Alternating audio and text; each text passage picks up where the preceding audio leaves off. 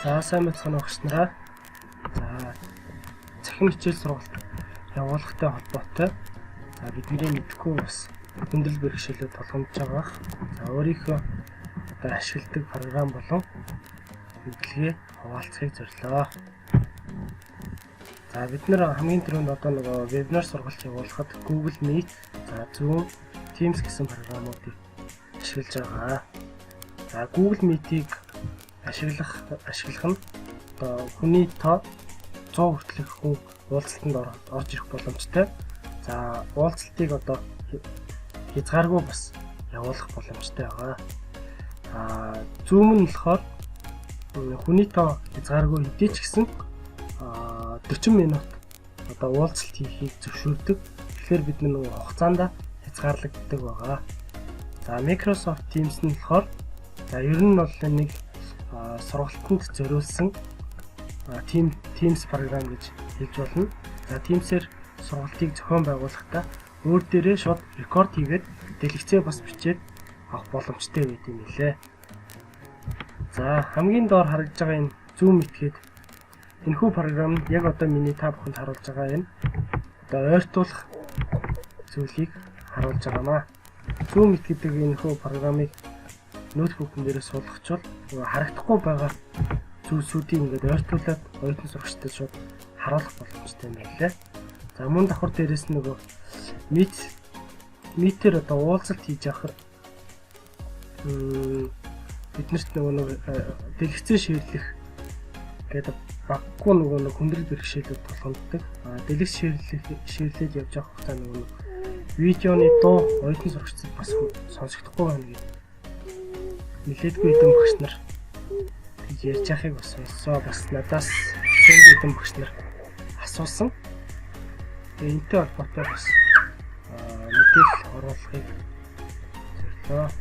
За мэдээж одоо нөгөө оюутан сурагчдад харуулахыг хүссэн презентац болон видео бичлэгийг шеэрлэхийн тулд одоо үзүүлэх гэсэн 10 доод боломжтой энэ хэсгийг дараад хамгийн дээдлийн сонголтыг дарвал та ноутбукнийхээ бүтэн дэлгэцийг хүүхдүүдэд харуулах боломжтой. Таны хийсэн үйлдэл болгоныг хүүхдүүд харна гэсэн үг. За харин зөвхөн цонх гэдэг хэсгийг дарвал сонголтууд гарч ирнэ.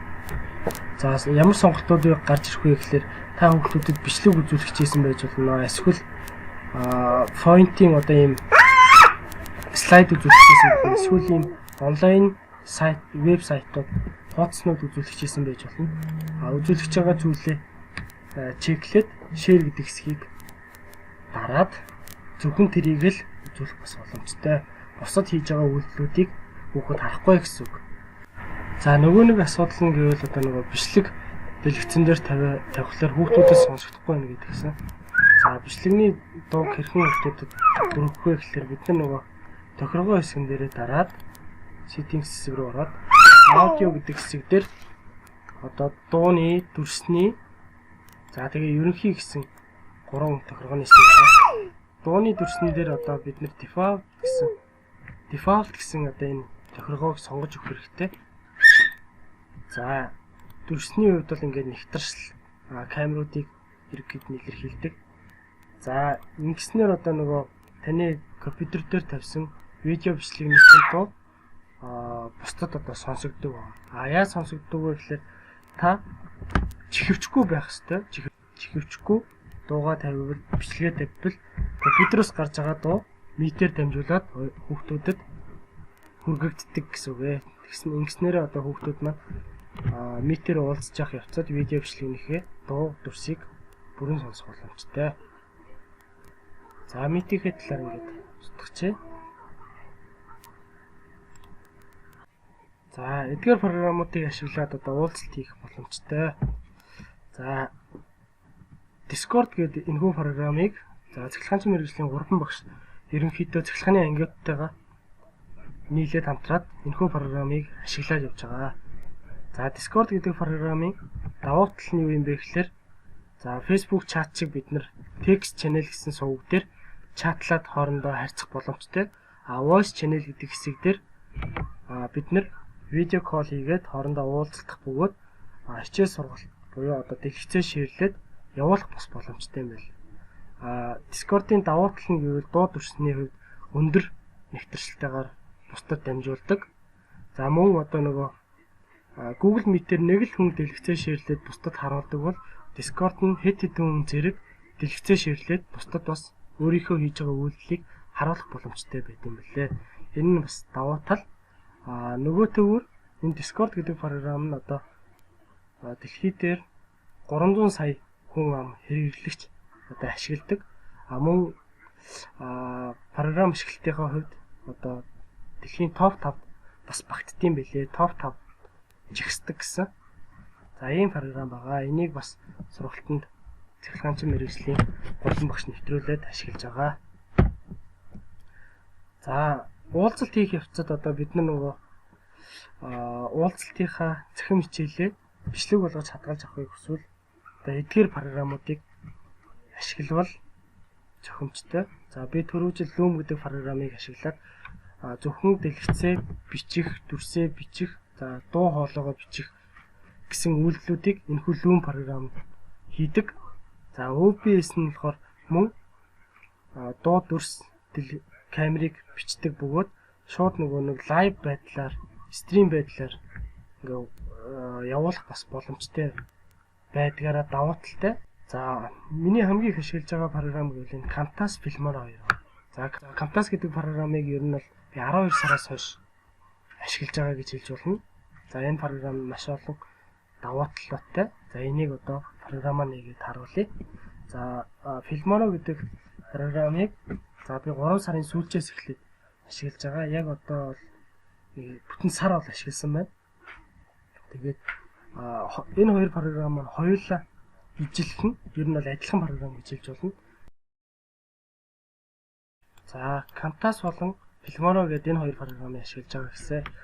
За энэхүү Camtasia гэдэг програм нь одоо ноутбукн дээр суух үзүүлэлт нь Windows 10 байх ёстой. 4 ГБ RAM-ын хардтай байх ёстой гэдэг шаардлага тавьд юм билээ. За Filmora гэдэг програм нь болохоор Windows 7.8 дээр бас суух боломжтой. 10 дээр суух боломжтой. 2 ГБ RAM-ын хард байх шаардлагатай гэж үзүүлэлт нь байт юм байлээ. За энэхүү хоёр програмыг татахын тулд одоо Get-Into гэсэн энэхүү линкээр нэвтэрж ороод энэ хоёр програмыг татах боломжтой. За search хэсэг дээр одоо Camtasia 19 ч гэдэг юм уу те. Ингээд хайчвал тухайн програм маань одоо ингээ гарч ирнэ. За энийг одоо суулгах зааврууд нь бол YouTube дээр бол зөндөө байгаа, Facebook дээр бас мөн байгаа. Жишээлбэл би Filmora суулгах заавар гэдэг YouTube суваг дээр хайвал ингээд суулгах заавар нь гараад ирнэ. За Camtasia-г мөн адилхан Camtasia гэж бичвэл суулгах заавар нь YouTube сувгуудаар гарч ирдэг байгаа. За мөн Facebook дээр одоо миний өөрийн одоо сургалтын системийг хөгжүүлдэг сайт маань гэвэл за үргэлж шинийг сурч өөрийгөө хөгжүүлэх гэсэн энэ групп бий байдаг. Энэхүү группийг Улаанбаатар хотын 84 дугаар сургуулийн мэдээлэл зүйн 4 багш энэхүү группийг удирддаг байгаа. За энэхүү группт одоо ойролцоогоор 300 гаруй тийм бичлэг байгаа. Мөн давхар дээрээс нь багш нар нь үн төлбөргүй сургалтууд бас явуулдаг, програмын сургалтуудыг явуулдаг. За тэгээд таны өөрт одоо компьютер болон ноутбукн дээр чинь тулгарч байгаа асуудлууд байвал энэхүү групп дээр постлоод зөвлөгөө авах бас боломжтой юм билээ. За энэ группийн одоо Алтан тулга гэдэг багш байгаа. Алтан тулга гэдэг энэ Алтан тулга гэдэг багш нь одоо өөрийн хувийн бас групптэй хамтдаа хөгжиж гээд энэ группт 20,000 төгрөг төлөөд элсэж ордог. Тэгээ насан туршдаа үнэгүй одоо програмуудын талаар суралцах боломжтой. Компьютерийн асуудлуудыг бас хэлэлцээд засварлаад авах боломжтой байдаг үлээ. Тэгээд мөн сургалтууд бас энэгээр дамжуулаад явагддаг гэж хэлж болно. За би энэ хоёр группээс ер нь нэлээдгүй их мэдлэгийг сурч мэдэж авсан байгаа гэж хэлж болно. За харин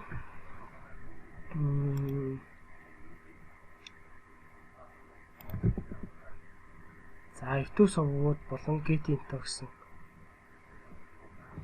сайтуудаар нэвтрээд дээрх хоёр программыг суулгаж авах боломжтой. За бусад программуудын талаар бас танилцуулъя. Бид нөгөө үнэлгээ хийхдээ Google Form гэдэг сайтыг ашиглаад үнэлгээ хийж сурсан байгаа. Одоо харин Kahoot гэдэг энэхүү үнэлгээний бас програм байдаг. Энэ өнгө дүрсний хувьд аюул сонирхолтой гэж хэлж болно. Хүүхдүүд үнэлгээ хийж явуулахад одоо нөгөө сэтэлжүүлэх за мөн давхар дээрээс нь нөгөө сонирхолтой байдлыг илүү татдаг байгаа. За энэ дээр одоо нөгөө үнэлгээнийхээ асуултуудыг бэлтгээд плей гэж тоглоулангууд энэхүү код орж ирдэг. Хүүхдүүд маань зөвхөн Kahoot гэсэн энэхүү сайтаар шууд нэвтэрч ороод энэ кодыг хийхэд тантай шууд холбогдчихно. Тэгээ энэ дээр хүүхдүүд маань ороод ирэнгүүт старт гэдээ эхлүүлээд үнэлгээгээ бас явуулах боломжтой. За Kahoot-ийн талаар бас энэ дээр YouTube сувгуудаар дамжуулаад хичээлүүд үзэх бас боломж бас байгаа юм билээ. За Discord гэдэг түрүү би бас нөгөө дурдсан Discord гэдэг программыг шууд discord.com гэсэн сайтаар ороод компьютер дээрээ болон гар утсан дээрээ суулгаж авах бас боломжтой. За Loom гэдэг программыг бас дурджсэн. За Loom нь ханаа гэлээ. Loom гэдэг юм те. За түрүүжил би энэ Loom дээр хичээлүүд бичижсэн. За Loom нь болохоор ямар нэгэн компьютерийн үзүүлэлт актер шаардахгүй. Танд интернет байхад л хангалттай. Тэгээ утас нь ноутбукн дээрээ бас энэ Loom гэдэг программыг бас суулгаж аваад ашиглах боломжтой. Энэ Loom нь болохоор дэлгэцийг бичнэ.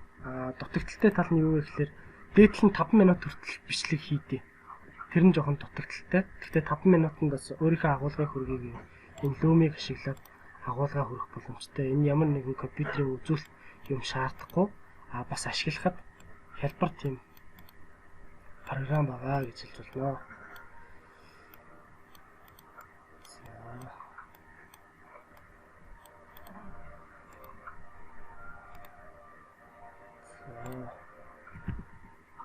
Kahoot-ыг илэрхийлсэн. За X Recorder гэдэг энэхүү бас аппликейшн байгаа. Энэ X Recorder гэдэг аппликейшн нэг гар утсан дээр татаж авч суулгаад гар утсан дээр одоо мэдээллийг уулзалтыг бас шууд ингээд рекорд хийгээд бичлэг болгоод авах боломжтой. Бид нөгөө митээр уулзж байхдаа гар утсаараа давхар нэвтрээд тэгээд энэхүү X Recorder гэдэг програм аппликейшнээ ажилуулчихгууд уулзалтынхаа бүхий л одоо бичлэгийг шууд хуулаад авах боломжтой. За мөн давхар дээрээс нь энэ Telegram гэдэг зүйлийг бас мэдгүй багс нартай хэлж ихийг зорилоо. Нөгөө бид нар чи Facebook чатаар нэгэн рүүгээ зураг илгээгээд авахаар нөгөө зураг нь нэвтэршлгүй болцдог тийм ээ, нэвтэршлэлдэгддэг.